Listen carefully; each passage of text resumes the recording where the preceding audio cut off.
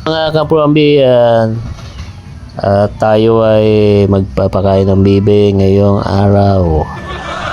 Ayan. Kita nyo naman ako ay pugong na pugong ng sombrero. Andiyan, hinanap po natin yung ating mga bibe.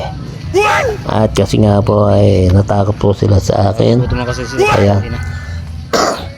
Kaya nag-iikutan po kami kanina. Ayan. Malis po sila, nilagyan ko ng pagkain.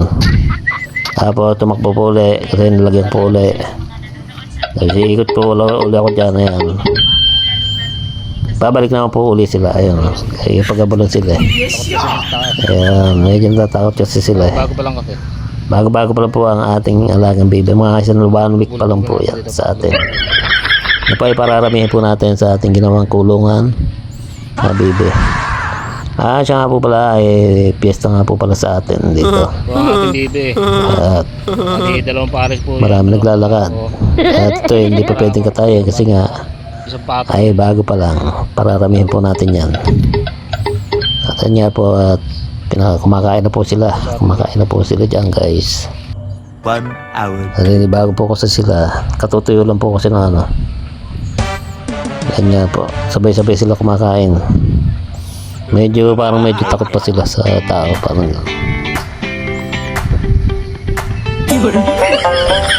kahit nga po ayan, bumalik na po sa kakainan nila.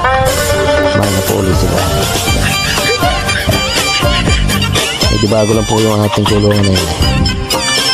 At ito nga po ay nag-aabang po tayo ng musikong darating kasi piyesta nga po pala sa atin.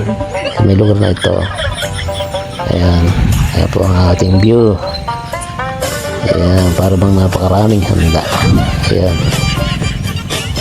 So ayun, ikot-ikot po tayo. At nasipatan po natin si nanay na nasa terrace. Ayan.